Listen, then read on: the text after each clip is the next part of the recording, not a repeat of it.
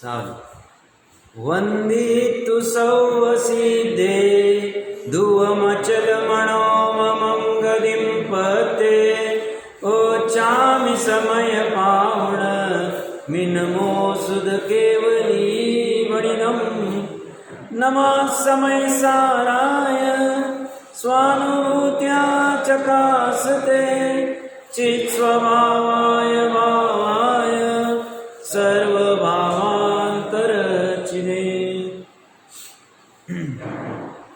ज्ञानी जीव हम सबको प्रसन्न होने के लिए कह रहे हैं, उत्साहित होने के लिए कह रहे हैं, आनंदित होने के लिए कह रहे हैं, प्रफुल्लित होने के लिए कह रहे हैं, क्योंकि वो कह रहे हैं कि हम आपको ऐसी वस्तु बताएंगे, ऐसी वस्तु का ज्ञान कराएंगे, ऐसी वस्तु का श्रद्धान कराएंगे, ऐसी वस्तु का आचरण करने के लिए कहेंगे कि जिससे आप अनंत सुखी हो सकते हो।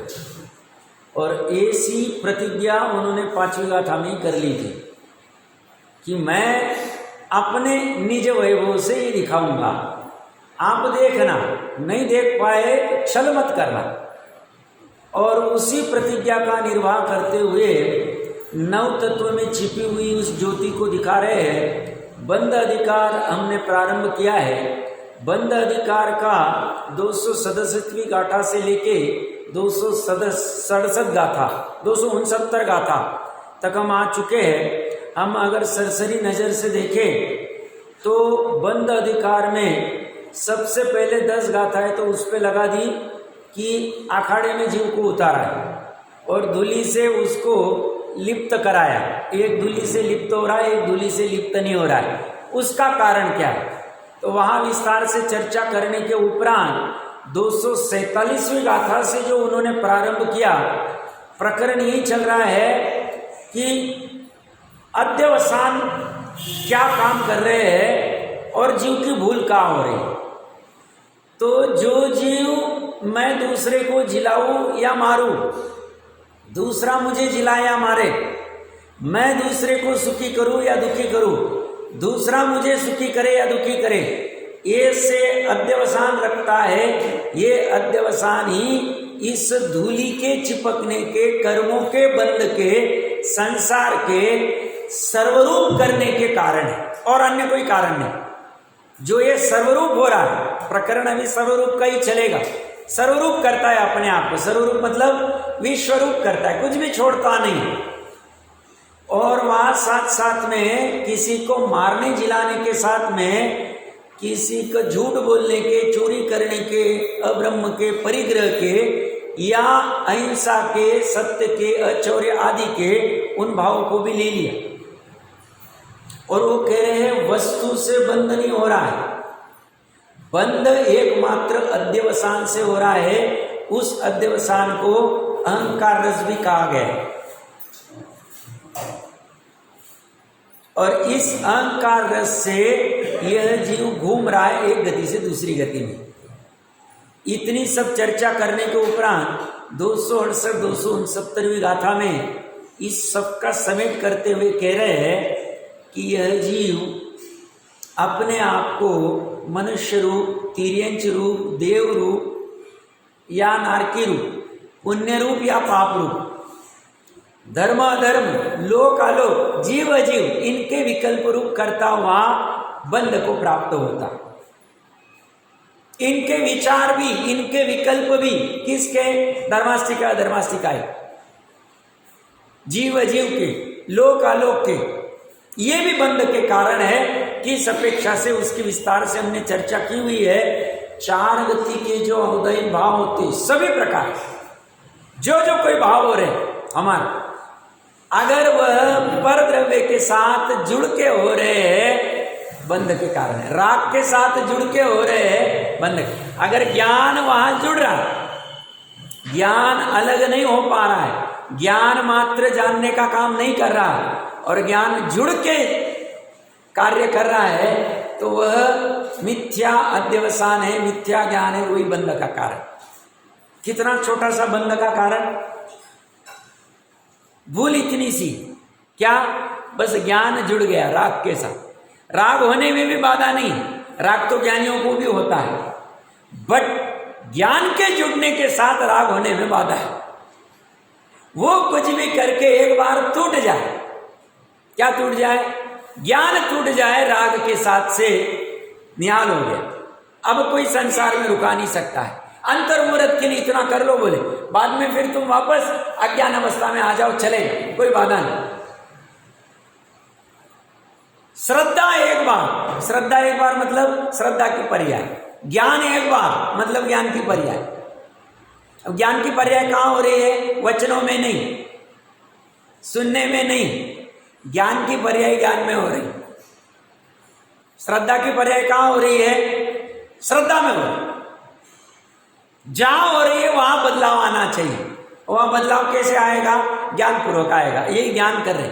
किसी को ऐसा प्रश्न हो सकता है, हमें तो स्वतंत्रता अच्छी लगती, हम तो अभी डेमोक्रेटिक एनवायरनमेंट में रह रहे, ये बंद की बात चर्चा क्या करनी, क्या काम करनी? ज्ञानी कहते हैं बंद की चर्चा भी महत्वपूर्ण है, क्योंकि बंद क्या है, बंद क्यों है, बंद कैसे होता है, और बंद अच्छा है कि बुरा है, और अगर बुरा है तो फिर इसके छूटने का उपाय है तो कैसे छूटा जाए, ये जाने बिना बंद हम स्वतंत्र कैसे हो सकते? क्योंकि शारीरिक स्वतंत्रता या ब्रिटिश आदि से स्वतंत्रता होना ये तो सामान्य है, ये स्वतंत्रता परमानेंट नहीं, और 100-200 साल बाद कोई दूसरा आके राज करे, ये चलता रहे। बट जहां अंतरंग मुक्ति होगी वह काम होगा, और ये मार्ग वो दिखा रहे हैं। 172वां कलश हमने देखा था, उस मुनिराज को याद किया है। कौन से मुनि को? जो अध्यवसान नहीं करते। कौन से वाले अध्यवसान? मोह वाले। ये मोह वाले अध्यवसान क्या कराते हैं? सर्वरूप कराते हैं, विश्वरूप कराते हैं। विश्वरूप क्यों कराते हैं? इनका काम ही है। और यह वस्तु पूर्ण विश्व, यह वस्तु नहीं, यह जीव, यह जीव मतलब किसका जीव? मेरा जीव। मेरा जीव मतलब मेरा अकेले का नहीं, जिसका उसका अपना जीव। ये इसका अपना जीव तीन लोक में, पूरे विश्व में सबसे भिन्न है। ऐसा होते हुए भी इस मोह अध्यवसान से मैं इसका मामा हूं, मैं इसका काका हूं, मैं मनुष्य हूं, मैं शरीर हूं, मैं धनवान हूं, मैं व्यापारी हूं, मैं सर्विस वाला हूं, आदि आदि हूं। ये जो अपने आप को उस अध्यवसान से, मोह से जोड़ता है, कहां जोड़ रहा है? श्रद्धा की पर्याय में। अभिप्राय की वासना नीचे से चल रही है, दिखती नहीं, ऊपर वाले पे जाना नहीं, ये आराम से बहती, सेफ चलती हो। तो ऐसे अभिप्राय की वासना में, ऐसे अहंकार के रस में, ये जो मैं जो हूं उससे जो अन्य माना जा रहा है, यही मोह है। यही मोह का अध्यवसान विश्वरूप कर रहा है। फिर सभी चारों गति में सब कराए। एकमात्र थोड़ी 2-4 चीजें जो छोड़ी हुई थी, सर्वार सिद्धि आदि या नव अनुदिश या उसमें नहीं जाएगा। 99 तक ही जा सकता है मिथ्यात्व अवस्था में। नीचे 7वीं नरक तक करा देगा, तिर्यंश में सभी योनियां करा देगा, मनुष्य में भी सभी कराएगा, आराम से हो सके। भोग भूमि आदि सब मिल सकते, कुछ पर्टिकुलर पद ही नहीं मिल सकते, बाकी सर्वरूप हो सकता है। ऐसे सर्वरूप का ये अभी आगे जो 270वीं गाथा है, इस 270वीं गाथा में चर्चा चलेगी कि वह मुनि अपने आप को ऐसे 3 प्रकार के अध्यवसान से रहित करता हुआ शुभ अशुभ रूप नहीं होता है, उससे बनता नहीं। उस मुनि को याद किया है कुंद देव ने, तो सिर्फ मुनिराज को याद किया है। बट अमृत चंद्र देव ने कमाल कर दिया, उन्होंने ये जो पूरा प्रकरण चलता आया था उसको 3 अध्यवसान में बांटा है, और उसमें फिर उसकी विशेष चर्चा करके और ज्ञानी की एक तरफ रख के अज्ञानी क्या करता है, कैसे मिथ्या दर्शन, मिथ्या ज्ञान, मिथ्या चारित्र रूप हो रहा है, और ज्ञानी कैसे करता है, इसकी पूरी चर्चा उन्होंने विस्तार से वहाँ की है। 495 नंबर पेज के ऊपर एक बार 270 नंबर की गाथा का पाठ करते। एदानि जैसी अजवसानानि एव मादीनि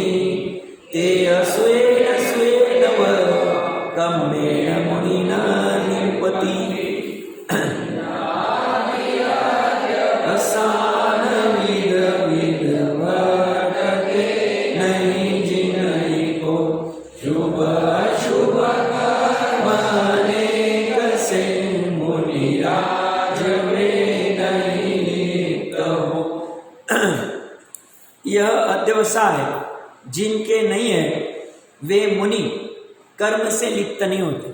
यह अध्यवसान मतलब पहला अध्यवसान है हिंसा आदि। हिंसा आदि मतलब हिंसा, चोरी, झूठ, अब्रह्म, परिग्रह, और उससे विपरीत शुभ वाले अहिंसा, सत्य, अचौर्य। तो मुझे सत्य बोलना है या मुझे चोरी नहीं करनी, अचौर्यपना करना है, यह सब सिद्धों को विकल्प नहीं आता। ये अपना स्वभाव नहीं, मतलब हिंसा करना भी स्वभाव नहीं है और अहिंसा का विकल्प करना भी स्वभाव नहीं। अगर ये स्वभाव रहता था अहिंसा का विकल्प करना, तो सिद्ध अभी विकल्प करते रहते थे, मुझे अहिंसा रूप रहना है, मुझे अहिंसा रूप रहना है। या जो अभी समूह शरण में विराजित थे सिमंदर आदि भगवान, वो ऐसा विकल्प करते रहेंगे, ऐसा विकल्प उनको होता नहीं। ये स्वभाव नहीं, शुभ भाव स्वभाव नहीं, अशुभ भाव स्वभाव नहीं, दोनों विकार है, दोनों प्रभाव है, दोनों विभाव है। ये बात जुदा है कि निचली भूमिका में शुद्धोपयोग अवस्था में ज्यादा देर रह नहीं सकते हैं, तो हिंसा के परिणाम से बचने की अपेक्षा से ज्ञानी जीव शुभ परिणाम में जाता है, बाधा उसमें बाधा नहीं, वो भी है बंध का ही कारण, बट श्रद्धा से वो प्रतीति करता है ये मेरा काम नहीं। मेरा काम तो शुभ और अशुभ से, हिंसा और अहिंसा से परे वाला है, मात्र जानने वाला। ऐसी शक्ति, ऐसी समझ, ऐसी प्रतीति उसी समय हो, कब वो विकल्प चलते हैं, साथ में दोनों धारा चलती। तो तीन अध्यवसान में पहला अध्यवसान तो हिंसा आदि वाला है, इसमें सभी शुभ अशुभ दोनों आ गए। दूसरा अध्यवसान है मैं मनुष्य, तिर्यंच आदि अवदैहिक वाला। और तीसरा अध्यवसान है धर्मास्तिका, अधर्मास्तिका आदि के संदर्भ वाला, उसके तत्व विचार वाला, तीनों को समेट लिया। मतलब विद्वान भी अगर वो चिंतन करता है ये तीन लोग कैसा है, ये धर्मास्तिकाय कैसे है, उसे भी समझा रहे तेरा ये विकल्प भी अगर तू उपादेय बुद्धि से कर रहा है, ये मेरा करने का कर्तव्य, ये करने योग्य, ऐसा कर रहा है, तो तू भी गया, विद्वान रह के भी गया।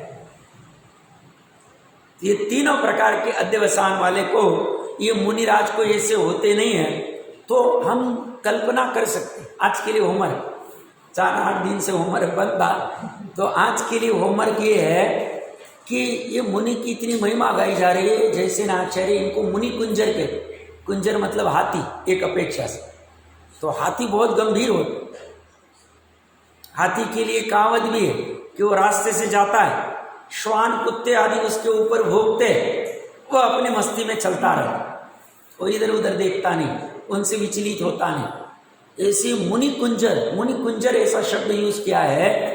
तो हमें विकल्प विचार करना है ये मुनिवर ऐसे कैसे परिणाम कर सकते होंगे कि जहाँ ना हिंसा अहिंसा के परिणाम, मतलब 28 मूलगुण पालते हुए उनके उस परिणामों में अध्यवसान जुड़ नहीं रहे, मनुष्य आदि की प्राप्त पर्याय होते हुए भी मैं मनुष्य आदि नहीं हूं, ऐसी प्रतीति चल रही।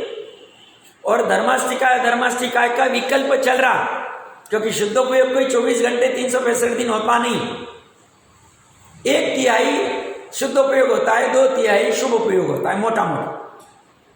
तो 2/3 करेंगे क्या?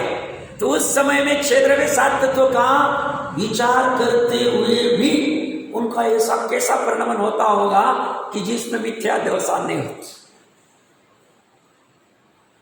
क्या चिंतन करना, होमवर्क क्या विचार करना, मतलब मुनि का स्वरूप निर्णय करना है। बाहर से 28 मूलगुण वाला तो स्थूल वाला है, ऊपरी वाला है, वो तो मल है, चारित्र का मल।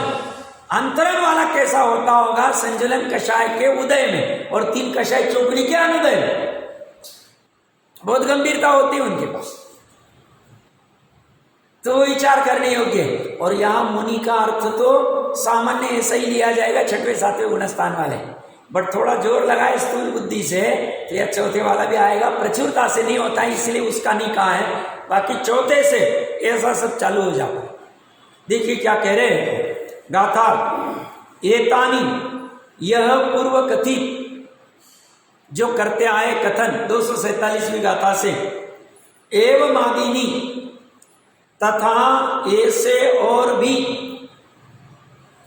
अध्यवसानानी, अध्यवसान और भी बोएंगे तो ले लो आपको कुछ लगते थे, छोड़ा तो कुछ भी नहीं।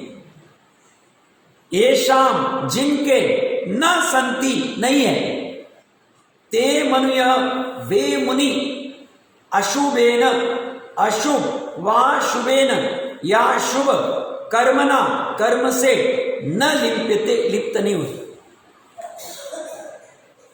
उनके ऐसे विकल्प ही नहीं। कैसे? हिंसा हिंसा सब, ये तो गलत बात है। उनके विकल्प हो रहे, 4 हाथ जमीन देखने के, 4 महीने के पहले और 2 महीने के बाद केस लोच करने के, खड़े खड़े आहार लेने के, सत्य भाषा बोलने के, एरिया भाषा समिति आदि की ध्यान रखने के, 34 अंतराय 46 दोष आदि टाल के आहार लेने के, ये भाव होते हुए भी आप कैसे कह सकते हैं भाव नहीं हो? वो कह रहे ये भाव हो रहे, कहाँ हो रहे? जीव में हो रहे। हाँ हो रहे, कहाँ हो रहे? पूरे जीव में हो रहे। वो मात्र चारित्र गुण की पर्याय में हो रहे, बट वहीं पे श्रद्धा गुण की पर्याय पड़ी। वो इसको अपना स्वभाव नहीं मानती, इसको अपना कर्तव्य नहीं मानती, इसको अपना उपादेय। ये कैसे हो सकता है? 2 पर्याय के बीच में, 2 गुणों के बीच में अतत भाव है, एक ही द्रव्य हो सकता। कला प्रकट कर ली, एक ही साथ कला प्रकट कर दी। चारित्र गुण 4 हाथ जमीन देख भी रहा है, देखने का भाव भी कर रहा है, आंखें खुली भी, बंद करके चल नहीं रहे, और ऐसा होते हुए भी वो कह रहे हैं ऐसे अध्यवसान नहीं कर,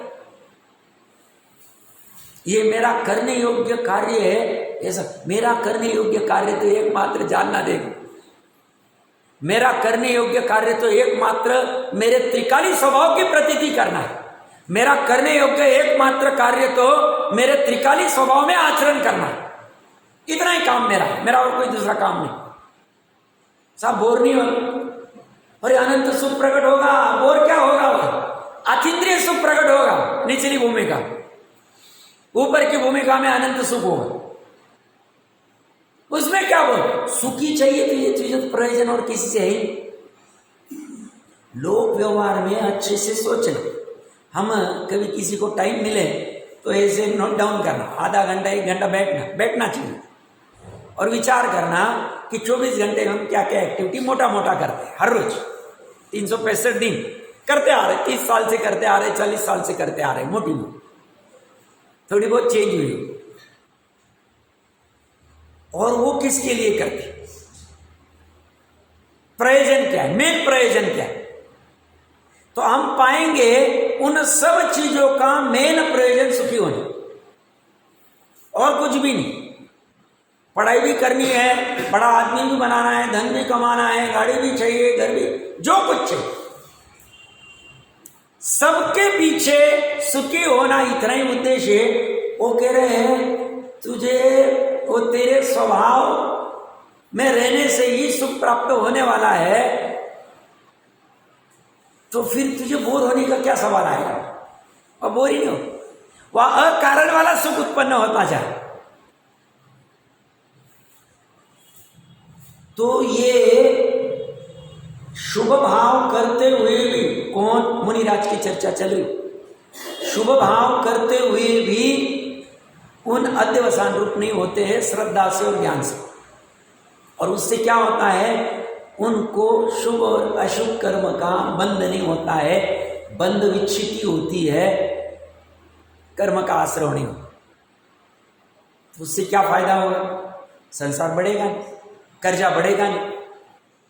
सब पुण्य का कर्जा तो अच्छा है, कर्जा तो कर्जा ही चुकाना पड़े, वो जब तक रहेगा तब तक अव्यवहार सुख प्रकट नहीं हो पाए। फिर तीर्थंकर का जीव रहा तो भी अनंत सुख हो गया, अव्यवहार सुख नहीं हुआ। दोनों में माइनर डिफरेंस जो केवल ही जानते हैं, हम नहीं जान सकते, बट डिफरेंस डेफिनेटली। तभी तो अनंत और अव्यभाव ऐसे दो फर्क पड़ गए सूक्ष्म अति सूक्ष्मता में। तो ये मुनिराज कैसे जितने भी पूर्व में कथित करके आए हैं या और कुछ बच गए तुम्हें लग रहा है, उन सब अध्यवसान जिनके नहीं है, होते ही नहीं श्रद्धा और ज्ञान से, वे मुनि अशुभ या शुभ कर्म से लिप्त नहीं होते। कर्म से लिप्त नहीं होना है तो ये कला लेनी चाहिए, ये कला कुछ भी करके प्रकट कर। तो मनुष्य भाव का एम क्या? छोटे बच्चे को आज, पहले तो बच्चा 10वीं तक जाता था तो समझ भी नहीं आता। हमारे बुजुर्गों को पूछे कि साहब आप 7वीं 8वीं में आने के बाद आपको लाइफ में क्या करना है, करियर, ये कब पता चला? कुछ भी नहीं समझ। पिता ने कहा स्कूल में जाना है, चले गए। घर पे आना है, आ गए, उन्होंने कुछ दे दिया, उन्होंने लाठी लगा दी, चलते जा रहे। पिता ने कहा अभी धंधे पे बैठ जा, बैठ गए। पिता ने कहा शादी कर ले, कर ली, पता ही नहीं चला। और आज के अगर 2 साल के बच्चे को भी हम बोले 3 साल के बच्चे, अतिशयोक्ति भी हो, मुझे एरोप्लेन चलाना है, एयरक्राफ्ट का पायलट बनना है, मुझे जर्नलिस्ट बनना है, मुझे ये बनना है, वो अभी कहाँ पे है, घोड़ा कहाँ आ रहा है, अभी हालत है 2 साल में हो, अभी होगा नहीं होगा उसकी बात नहीं। तो ये तो लौकिक का उदाहरण हो गया। हमारे मनुष्य भाव का एम क्या होना चाहिए? ऐसी कला प्रकट कर लेनी कि जिससे शुभ शुभ कर्म का आश्रय भी नहीं, राग देश होते रहे, बट फिर भी 41 प्रकृतियों का निरोध होता रहे।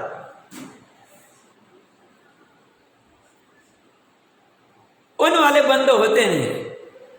ऐसी कला प्रकट करनी, मुनिराज को भी शुभ कर्म का आश्रय होता है। करना नहीं होगा वाला कोई होगा यहां खड़ा कि साहब ये गलत लिख रहे, कुंद दे भाई, क्या लिखा गलत इन्होंने? करना नहीं हो कहता है, इतने प्रकृतियों का आश्रय 6वें गुण स्थान में भी होता है, 7वें में भी होता है। मैं टेक्निकल ज्यादा नहीं जा रहा ना, कोई वो विषय, तो कहेंगे बात ऐसी है ना। बट वो कर्मों को मुनिराज श्रद्धा ज्ञान से अपना मानते ही, जानते ही नहीं। उनके सत्ता में पड़े रहने के बाद ढेले समान जानते हैं, मानते हैं। उदय में आते हुए के साथ जुड़ते नहीं है, उदय में आके खिल जाते, तो उनकी इसीलिए बंद काएंगे, क्योंकि उदय अवस्था में ज्ञान अवस्था है, जान रहे, देख रहे, तमाशगीर हो। इसीलिए अभी शुभ अशुभ कर्मों का बंद होते हुए भी, बंद नहीं कहा, कुछ अशुभ प्रकृतियों का भी बंद हो। क्यों? संज्वलन के निमित्त से, क्योंकि कषाय का बंध तो 9वें गुण स्थान था। 10वें गुण स्थान और 9वें गुण स्थान में फर्क क्या है? 10वें गुण स्थान में संज्वलन का उदय लोक का, बट बंद कषाय का 90 तक ही। एक अवसर है जहां उदय है बट बंद नहीं। इसका अर्थ क्या है? बहुत महत्वपूर्ण बात। 10वें गुण स्थान में उदय है, बट जीव ने वैसे भाव ही नहीं किए, बंद ही नहीं हुआ। मोन्य का उदय है, मोन्य से नए कर्म का बंद होता है। संजुलन लोक का उदय है सब। इसका अर्थ कर्म के अधीन भी हम नहीं।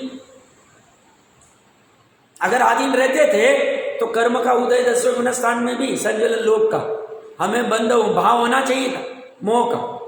वहां नहीं, बंद भी नहीं।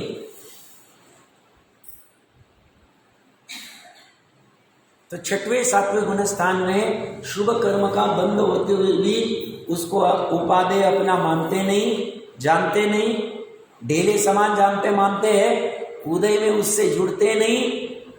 शुभ का उदय आया तो खुश नहीं होते हैं, अशुभ का उदय आया तो दुखी नहीं होते हैं, परिसर उपसर्ग आने पर। इसीलिए उनका जो बंद है ही नहीं, ऐसा कहा। अब अमृत चंद्र आचार्य देव क्या विशेष कहते हैं ये देखते हैं। पहले 5-7 लाइन पढ़ते हैं। यह जो तीनों प्रकार के अध्यवसान हैं, वे सभी स्वयं अज्ञान आदि रूप अर्थात अज्ञान, मिथ्या दर्शन और अचारित्र रूप होने से शुभाशुभ कर्म बंध के निमित्त है। इसे विशेष समझाते हैं, उनको लगा या कुछ खोलना चाहिए। मैं पर जीवों को मारता हूं इत्यादि जो अध्यवसान है, उस अध्यवसान वाले जीव को ज्ञानमय बने के सद्भाव से सतरूप अहेतु ज्ञप्ति जिसकी एक क्रिया है, ऐसे आत्मा का और राग द्वेष के उदय में ऐसी हनन आदि क्रियाओं का, हनन मतलब हिंसा आदि की क्रियाओं का विशेष नहीं जानने के कारण भिन्न आत्मा का अज्ञान होने से वह अध्यवसान प्रथम तो अज्ञान है, भिन्न आत्मा का अदर्शन अश्रद्धान होने से वह अध्यवसान मिथ्या दर्शन है, और भिन्न आत्मा का अनाचरण होने से वह अध्यवसान अचारित्र है। यहां तक पहला पड़ाव है। यह कौन सा? हिंसा आदि के भाव की चर्चा है। अगला वाला जो होगा वो नरक आदि पर्याय का होगा, और तीसरा वाला जो होगा धर्म अधर्म। तीनों समान चलते हैं, तीनों अज्ञानी की चर्चा चली। ये अगर टीका किसी ने पढ़ी होगी इसके पूर्व, तो इसमें कोई विशेष बिंदु लगेगा, बता सकते। तो अच्छा लगेगा, पढ़ाई की है, आप लोगों को भी उत्साह आएगा। या हम भी स्वयं अभी पढ़ना चालू कर दिए हैं, उसके भाव ग्रहण करना चालू कर दिए।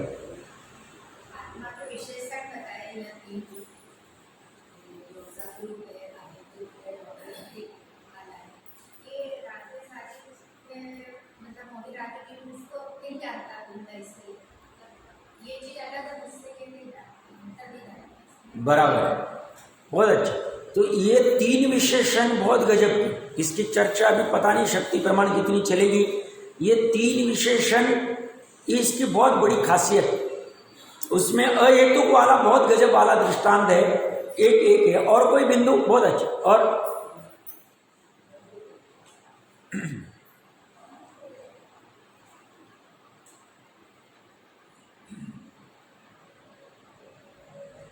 यहां पे टीका में जो हमने पहले 5-6 लाइन पढ़े उसमें ज्ञप्ति ये दिया है, और नीचे फुटनोट में भी दिया जानन क्रिया, मतलब यह पर्याय की बात करें, क्योंकि क्रिया पर्याय जो है पर्याय में होते। आगे और नीचे देखेंगे, नीचे से तीसरी लाइन, वहां पे ज्ञानमय पने के सद्भाव से सतरूप अहेतुक ज्ञायक, ऊपर ज्ञप्ति दिया है या ज्ञायक दिया है। और अगला पेज ओपन करेंगे, उस पे तीसरी लाइन देखेंगे तो सतरूप अहेतुक ज्ञान। तो यहां तीसरी लाइन में ज्ञान दिया, उसके पिछले पेज पे नीचे से तीसरी लाइन में ज्ञायक दिया और ऊपर ज्ञप्ति दी, और तीनों पे लिख रहे हैं सतरूप अहेतुक। इसमें ज्ञायक मतलब द्रव्य, शुद्ध वस्तु, अनंत गुणों का समूह। पिछले पेज पे ज्ञान मतलब ज्ञान गुण, द्रव्य आ गया, गुण आ गया, और ज्ञप्ति मतलब पर्याय। तो द्रव्य को, गुण को और पर्याय तीनों को ले लिया, तीनों पे घटित करके दिखाया है, और तीनों को सतरूप और अहेतुक कह रहे। ये दूसरा विशेष बिंदु है जिस पे हम चर्चा करेंगे। तीसरा विशेष बिंदु, अगर हमने ये 5-6 लाइन पढ़ी, उसमें सबसे पहले प्रथम तो अज्ञान लिया। क्या कह रहे हैं? ये चौथी 5वीं लाइन पढ़ेंगे। आदि क्रियाओं का विशेष नहीं जानने के कारण भिन्न आत्मा का अज्ञान होने से वह अध्यवसान, प्रथम तो अज्ञान, पहले अज्ञान को लिया, पहले मिथ्या दर्शन को नहीं लिया। सामान्यतः क्या होता है, मिथ्यात्व को पहले लेते, इन्होंने ज्ञान को पहले लिया। क्यों? ज्ञान के ऊपर बहुत बड़ा काम है, ज्ञान पूर्वक की श्रद्धा ठीक होने वाली। मिथ्या ज्ञान, मिथ्या दर्शन को बाद में लिया, प्रथम अज्ञान। तुमने ज्ञान क्यों नहीं किया? तुम बिना ज्ञान के श्रावक की प्रतिमा क्यों धारण की? तुमने जाना क्यों नहीं स्वरूप? नहीं साहब हमें पता नहीं था। पता नहीं होना यही सबसे बड़ा अपराध है।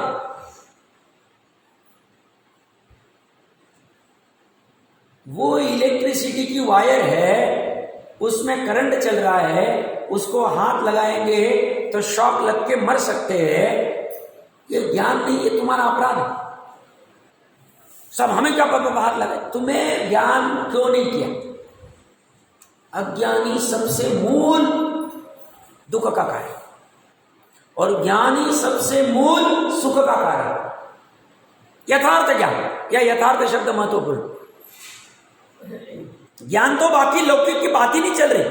लौकिक वाला ज्ञान ज्ञान ही नहीं, तो अज्ञानी। अगर आत्मा का ज्ञान नहीं है तो अनात्मा का ज्ञान नहीं। तो लौकिक वाला ज्ञान अनात्मा में आएगा। लौकिक वाला सब कुछ, व्यापार धंधे से लेके सब कुछ क्या सब है। आप तो ये पूरा इतना हम मेहनत करते हैं सीखने के लिए, वस्तु स्थिति इसी, क्योंकि जिससे काम होने वाला है उसका ज्ञान नहीं है।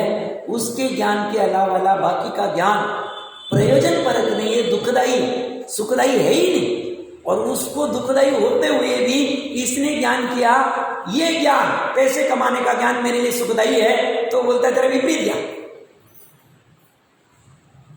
विपरीत ज्ञान।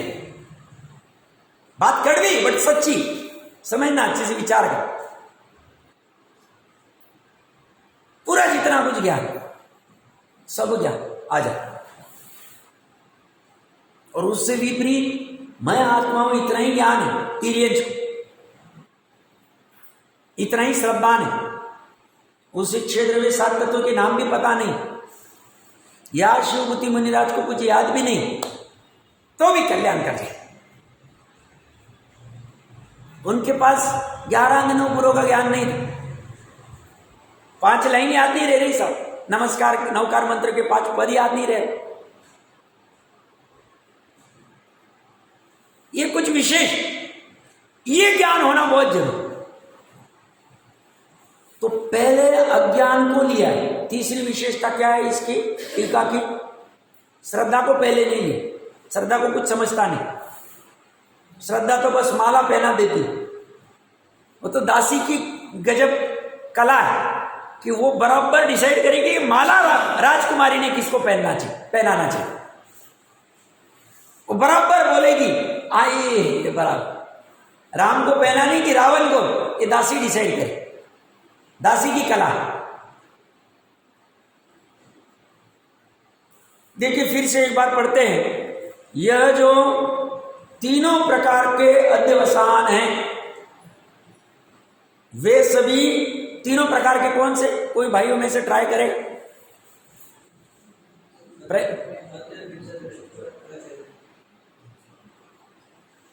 बोलो। गलत, अज्ञान वाला। और बोलो, कोई प्रयास करे। तीनों प्रकार के अध्यवसान करिए, प्रयास करिए। अभी अभी चर्चा करके आया बराबर। बहुत अच्छा। मनुष्य चिरेंज वाला, और तीसरा लोक आलोक या धर्म अधर्म वाला, बराबर। ये अध्यवसान की बात करें, वो तो अज्ञान मिथ्या, तो ये तो रिजल्ट है। परिणाम ऐसे हुए कि मैं इंसादी करता हूं, या मैं मनुष्य आदि हूं, या लोक आलोक का विकल्प कर रहा हूं, या धर्माधर्म सिखाए का। तो ये 3 प्रकार के अध्यवसान जो है वे स्वयं, वो अध्यवसानी स्वयं अज्ञान आदि रूप। अज्ञान है, मिथ्या दर्शन है और चारित्र है। अभी समझ में आ रहा है? 11 अंग 9 पूर्व वाला जो विकल्प कर रहा है धर्मास्तिका के बारे में, उसको अज्ञान का। क्यों? उसे अपने स्वयं के त्रिकाली स्वभाव की श्रद्धा ज्ञान नहीं। इतना महत्वपूर्ण है। देखो बार बार सब जगह यही बात आ रही, कुछ भी करके उसको अज्ञानी कह दिया, 11 अंग 9 पूर्व वाले। और दूसरी तरफ तिर्यंच को ज्ञानी कह दी।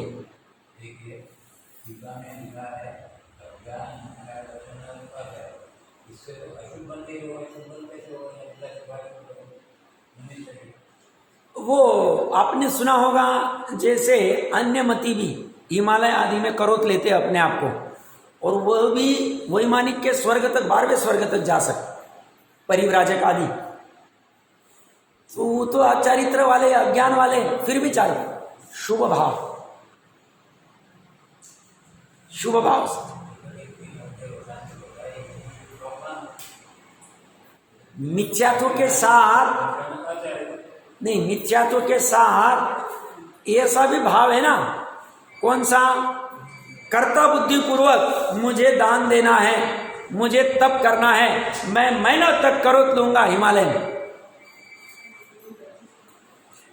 मुनिराज 11 अंग 9 पुरोधारी 28 मूलगुण पालते, शुभ भाव क्या? शुभ भाव।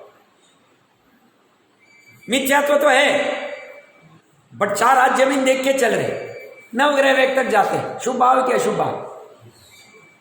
शुभ भाव है और साथ में मिथ्यात्व भी है, तो मिथ्यात्व से पाप भाव का बंध हो रहा है, वो 41 प्रकृतियों का निरोध नहीं हो रहा है, और शुभ भाव से जो पुण्य बन रहा है उससे 31 सागरोपम होगी, बट जैसे 31 सागरोपम खत्म होगी,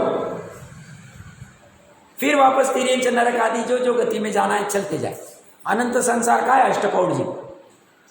द्रव्यलिंगी, द्रव्यलिंगी किसको कहते हैं? जो 28 मूलगुण जैसे है वैसे पालता है उसको, गृहीत मिथ्या तो नहीं करता है उसको, वो वाला अनंत संसारी का। अन्य की तो चर्चा ही नहीं करे। अपराध कितना? बस अपने त्रिकाली स्वभाव को नहीं जानना, इतना ही अपराध। हमारे भी संसार का और कोई कारण नहीं, एक ही अपराध। इस अपराध का फल 4 गति 84 लाख योनिया 343 घन रज्जु घूमो, और यह अपराध कुछ भी करके अंतर्मुहूर्त के लिए नहीं होना चाहिए। उसके लिए जो पूरी कमर कस लेगा, जो करना पड़ेगा सब करूंगा। क्या करना पड़ेगा साहब? सदाचार जीवन होना पड़ेगा, कर ले। दिखाने के लिए नहीं, वो प्राप्त करने के। अन्याय अनिति छोड़नी पड़ेगी, छोड़ दे। उसके लिए क्या करना पड़ेगा? स्वाध्याय करना पड़ेगा, कर ले। 10 घंटे 20 घंटे करना पड़ेगा, 24 घंटे में कर ले। जैसे किसी को देशभक्त होते हैं, देश की सेवा करो, 24 घंटे देश में समर्पण कर दे, वो उनको बस धुन चढ़ी रही, वो बाकी कुछ भी नहीं देखे उस। इसको धुन चढ़ी हुई, वो ऐसी धुन लगनी चाहिए, वैसा रंग चढ़ना चाहिए। या हम कहेंगे पानी के ऊपर ऊपर रहेंगे और हमें रत्न भी मिल जाने चाहिए, बोलेंगे नहीं, ऊपर पानी के ऊपर रत्न नहीं मिले, तुम्हें तो डुबकी लगानी ही पड़ेगी। 10,000 फीट नीचे जाना ही पड़ेगा, जितना भी फीट होगा नीचे, वह डुबकी लगानी पड़ेगी। एक बार के लिए लगानी, एक बार। और जिसको जैसे नाचार्य, मुझे बहुत अच्छा लगा, 3 लोग 3 का कृतकारित अनुमोदन, मन वचन काय, अंतरंग बहिरंग समस्त, चेतन अचेतन समस्त, इनका निरावलंबी होता है श्रद्धा से और ज्ञान से, और अनंतानुबंधी कषाय से। इतनी हिम्मत चाहिए उसको, उतनी हिम्मत है तो मिल जाएगा। नहीं चल रहा है वैसे चल ले, चल तो ऐसी भी रहा, कोई बाधा तो आई नहीं। तो कह रहे हैं ये अज्ञान, मिथ्या दर्शन और अचारित्र होने से शुभाशुभ कर्म बंध के निमित्त, उससे शुभ या अशुभ कुछ भी, जैसे अहिंसा के भाव के तो शुभ बंध होगा, हिंसा के भाव अशुभ। इससे विशेष समझाते हैं, मैं परजीवों को मारता हूं इत्यादि जो अध्यवसान है, उस अध्यवसान वाले जीव को, जो स्वयं उस अध्यवसान रूप परिणमित हो रहा है, उस जीव को ज्ञानमय पने के सद्भाव से। ज्ञानमय पना कहां है? जीव का स्वभाव, उसका सद्भाव से। सतरूप अहेतुक, अहेतुक मतलब, हेतु मतलब कारण, और अ मतलब नहीं। जहाँ कोई कारण नहीं, ऐसे अहेतु और शत्रु, शत्रु मतलब जिसकी अपनी सत्ता है, अस्तित्व है, ऐसा शत्रु अहेतु ज्ञप्ति, ज्ञप्ति मतलब जानने की क्रिया, जानने की क्रिया मतलब ज्ञान की पर्याय। ही जिसकी एक क्रिया है, उसकी क्रिया क्या है? मात्र जानना। किसकी? आत्मा की। कैसे आत्मा की? जिसमें ज्ञान कोई बनेगा सर्वभाव, जिसमें जड़ बना नहीं, जो जान सकता, उसकी एकमात्र एक क्रिया क्या है? देखो यहां पे उतनी एक क्रिया कही, अच्छे समझना, ज्ञप्ति ही लगाया मतलब भी नहीं लगाया और दूसरा कोई काम नहीं। ज्ञप्ति ही जिसकी एक, साथ में एक भी कह दिया, अनेक नहीं, ये क्रिया है ऐसे आत्मा का, और राग द्वेष के उदय में ऐसी हनन आदि क्रियाओं का,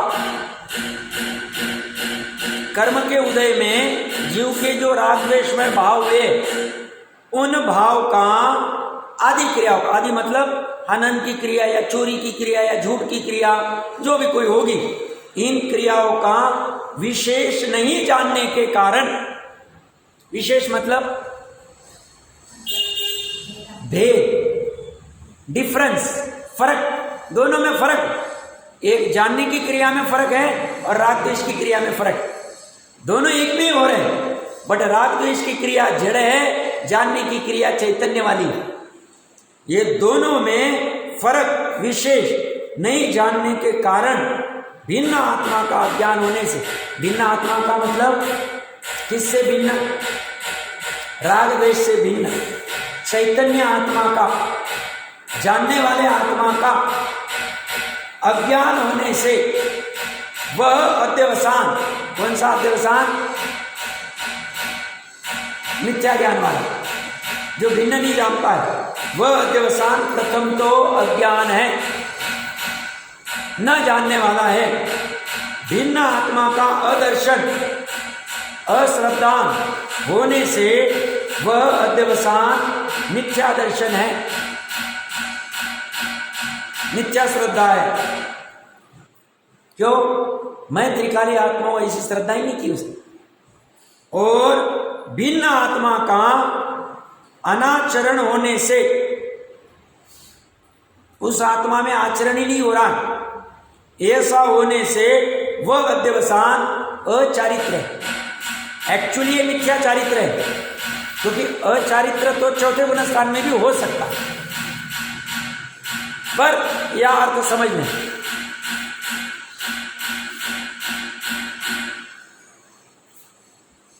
भूल कितनी?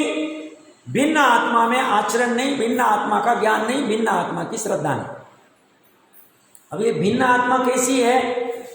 ज्ञप्ति ही जिसकी एक क्रिया, और ये ज्ञप्ति क्रिया कैसी है? सत है और अहेतु।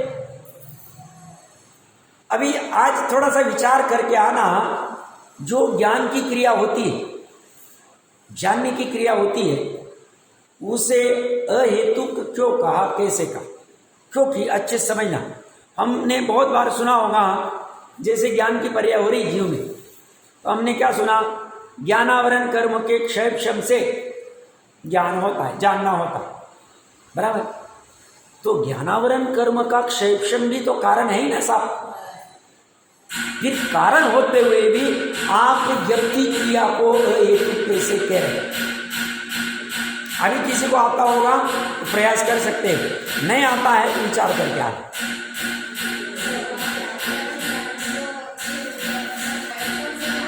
हाँ?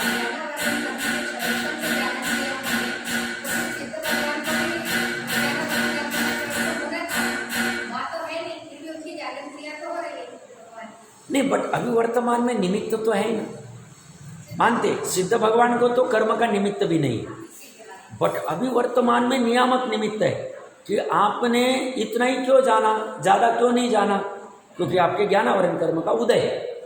जैसे शिवभूति मुनिराज को वो ज्ञान क्यों नहीं हो रहा है, नवकार मंत्र का या मारुष तुष का या जो भी कोई होगा, तो बोलते ज्ञानावरण कर्म का इतना उदय, या निगोदी जीव को अक्षर के अनंत में भाग इतना ही ज्ञान क्यों हो रहा है, उससे ज़्यादा क्यों नहीं हो रहा, तो बोलते ज्ञानावरण कर्म का उदय।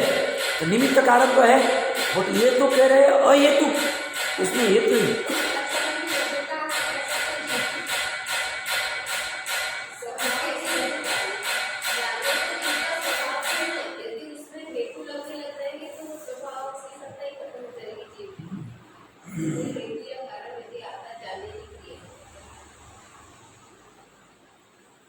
फिर तो अभी राग द्वेष भी जो हो रहे हैं वहाँ भी तो कर्म का, बट उसको स्वभाव नहीं का, उसको अहेतुक नहीं का।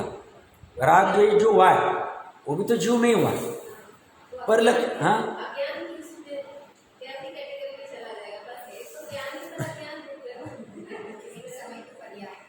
ज्ञान को अहेतुक क्यों कहा है? ज्ञान की पर्याय, ज्ञान की पर्याय कह रहा हूँ स्पेसिफिक। थोड़ा सा विचार करेंगे तो मजा आएगा। मतलब मुझे भी पहले ये क्लिक नहीं हो रहा, बट थोड़ा सा विचार किया तो हमें समझ में आ सकता है। सरलीकरण तो होगा ही, उसका चर्चा भी चलेगी, क्योंकि ये गजब टीका है। अमृतचंद्र देव ने यहाँ एक समय की पर्याय को भी सत्य कहा, इसका भी विचार करके आप कहेंगे साहब इतना सारा होमवर्क दे दे, हमारे पास टाइम थोड़ी, बट टाइम निकालना पड़ेगा, टाइम निकालना पड़ेगा, क्योंकि ये सब प्रयोजनभूत, जो प्रयोजनभूत है, क्योंकि इनको जान के ही हमारा निर्णय हो। शत्रु कैसे साहब, ऐसे कैसे तुमने बोल दिया मैं शुद्ध हूँ, मैं बुद्ध हूँ, और तुम बोल दिया और हमने बोलने लगे, विचार करने लगे, उससे थोड़ी शुद्ध बुद्ध हो। या तो धर्मास्तिका का विकल्प भी मिथ्याध्यवसान कह रहे, तो मैं शुद्ध आत्मा हूं ऐसा विकल्प भी मिथ्याध्यवसान है। कब तक? जब तक मैं शुद्ध आत्मा हूं ऐसा ज्ञान को जानना नहीं हो, इसलिए जानना बहुत जरूरी, और वो है अनंत गुणों का समूह। अब उसे अंश अंश से जानना है। बहन ने थोड़े दिन पहले कहा था कि थोड़ा सा त्रिकाली शुद्ध आत्मा का चिंतन वगैरह करना है, तो हमें बताइए उसका कुछ ऐसा एक से अलग से सेशन लेके, अलग से नहीं, ये जो अंश अंश से जो चर्चा चल रही है, शत्रुप है, अहेतुक है, ऐसा है वैसा है, निष्कर्म है, निर्दोष है, ये उसके सब गुण है, उसके अंश है, उससे निर्णय करना है उस वस्तु का, और वो निर्णय करते करते वो पकड़ में आए, तो ये सब प्रयोजनभूत में आए। इसकी पढ़ाई करनी पड़ेगी। थोड़ा नुकसान वहाँ हुआ तो चले, बाधा नहीं, वहाँ तो ऐसे बहुत पूर्व भूमि में कितना नुकसान करके आए। अब पूर्व भूमि में मान लो किसी की 500 करोड़ की प्रॉपर्टी होगी, अब छोड़ के आया होगा, कितना नुकसान हो गया, नुकसान तो है ही। तो वो नुकसान की इतनी चिंता मत करना, ये समझना, ये दोनों के ऊपर विचार करना। एक समय की पर्याय को सत्यों कहा है, और दूसरा है अहेतुक क्यों कहा है, ज्ञान की पर्याय। क्योंकि ज्ञान की पर्याय में निमित्त तो है, फिर भी उसे अहेतुक क्यों कहा है, दो और सॉलिड रीजन होना चाहिए। और तीसरा होमवर्क दिया है कि मुनि के ऐसे कैसे शुभ भाव होते हुए भी भाव नहीं हो रहा है, वो तो अपने लिए करना, तीन की चर्चा करना और बाकी विस्तार से।